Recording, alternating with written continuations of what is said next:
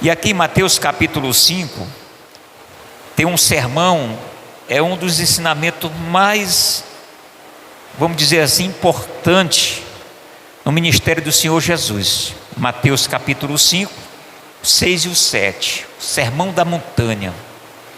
E o Senhor, Ele ensinou muitas coisas interessantes, não é? Muitas coisas, todos os tópicos aqui do capítulo 5, capítulo 6, capítulo 7, são tópicos importantes e muito profundos. Mas o sermão da montanha foi um dos sermões muito abençoado para aquele povo daquela época, né? E para nós também, porque é a palavra de Deus. Quando o Senhor ensinou ali, já ensinou para alcançar todos nós que somos a igreja, né? Então, meus amados irmãos, nós podemos ver aqui no capítulo 5 as bem-aventuranças, né? Logo no início, de Jesus vendo a multidão, subiu a um monte e assentando-se, aproximaram-se dele os seus discípulos. Estou fazendo a leitura. E abrindo a boca os ensinava dizendo, ele começou a ensinar: bem-aventurados pobres de espírito, porque deles é o reino do céu. Interessante, bem aqui, Jesus vendo a multidão subiu ao monte e assentando-se.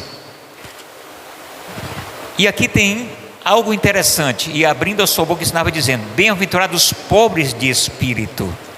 Meus amados irmãos, pobres de espírito são pessoas, na realidade, que não têm a riqueza espiritual, né? Bem-aventurados pobres de espírito. Todos aqueles que não têm Cristo é pobre de espírito, porque nós temos uma riqueza que é Jesus, a salvação, é a maior riqueza espiritual que nós temos.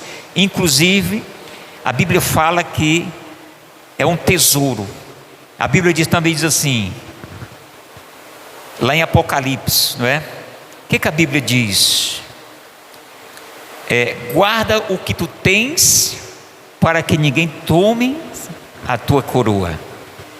Ou seja, nós sabemos que o tesouro, no caso o tesouro, ele é muito valioso, e a salvação é um tesouro para nós.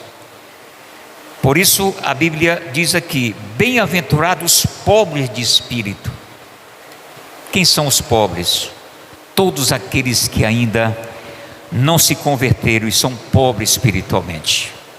No versículo 13, e no versículo 14, Jesus ele vai ensinando e vai pontuando: olha, vocês sois o sal da terra, e se o sal for insípido, com que se há de salgar? Para nada presta, senão para ser lançado fora e ser pisado pelos homens.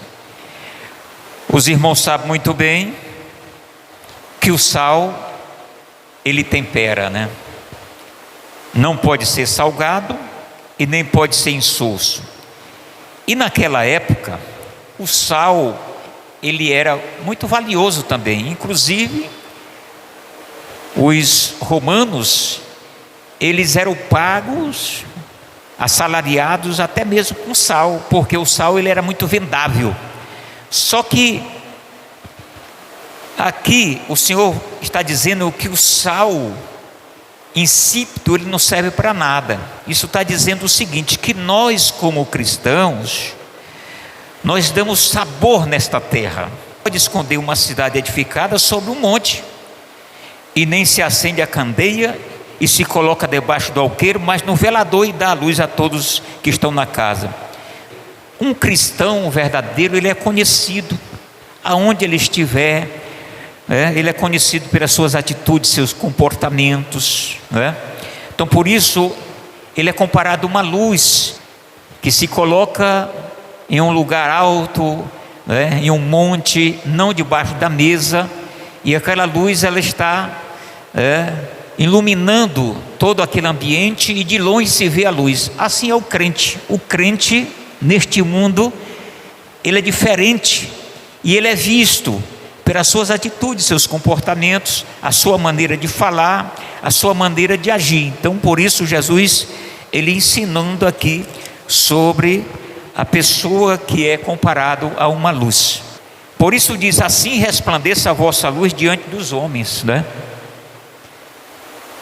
Quando diz resplandeça a vossa luz diante dos homens, é que nós temos que dar testemunho mesmo.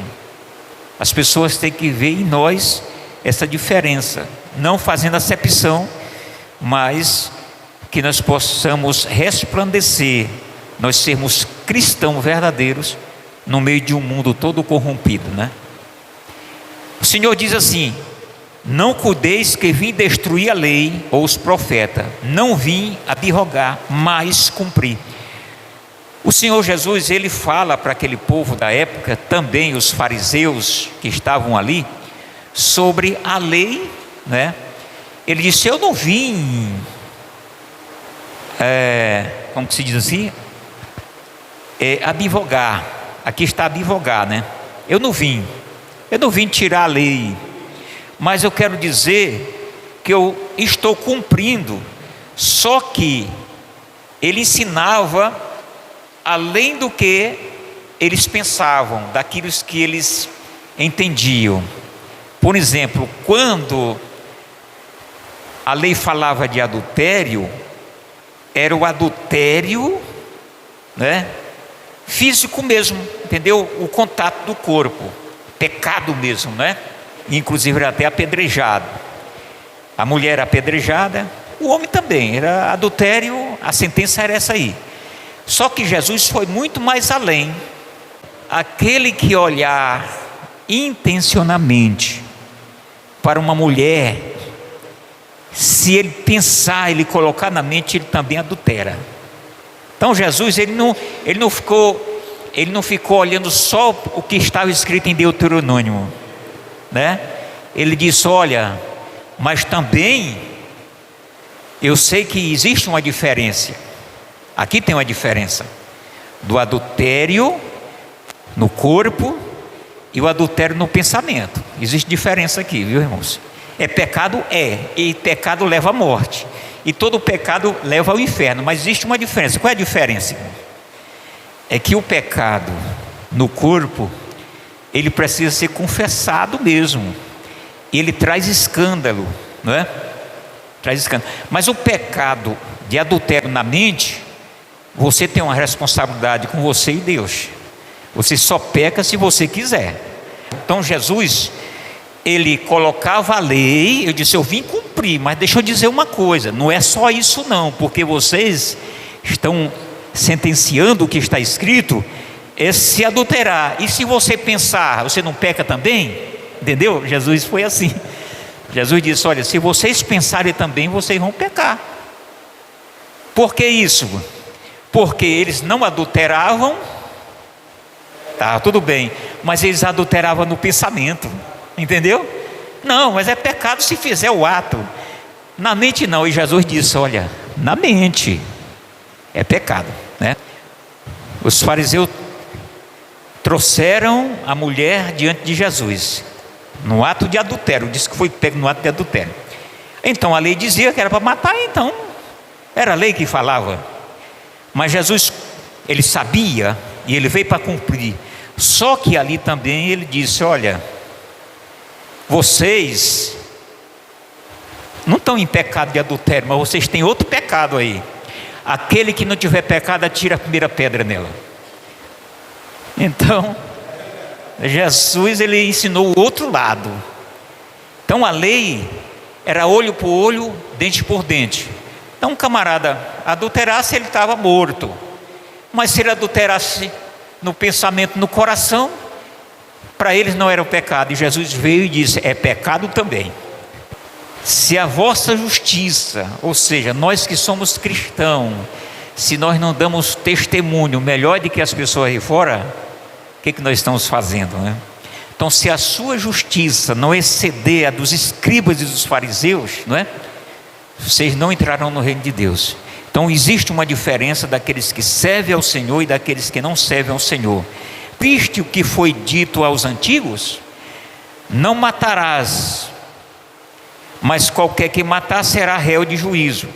Aí ele diz, Jesus diz, olha só, eu porém vos digo que qualquer que sem motivo, Jesus foi muito mais além da lei, ele veio para cumprir, mas ele colocava a lei, mas ele diz assim, olha, é por isso que ele veio, ninguém cumpriu a lei. Eu porém vos digo que qualquer que sem motivo se encolarizar contra o seu irmão será réu de juízo. Entendeu? E qualquer que chamar o seu irmão de raca, será réu do sinédrio. E qualquer que se lhe chamar de louco será réu do fogo do inferno. Portanto, se teu olho direito te escandalizar, aqui é figurativo, né, irmãos? O irmão sabe disso. Arranca e atira para longe de ti. Arrancar é tirar mesmo a visão, não é tirar, arrancar o olho, né, irmãos? Também foi dito, Jesus falando para aquele povo, qualquer que deixar sua mulher, que lhe dê carta de desquite. Jesus falou porque estava escrito assim, na lei de Moisés. Aí Jesus disse,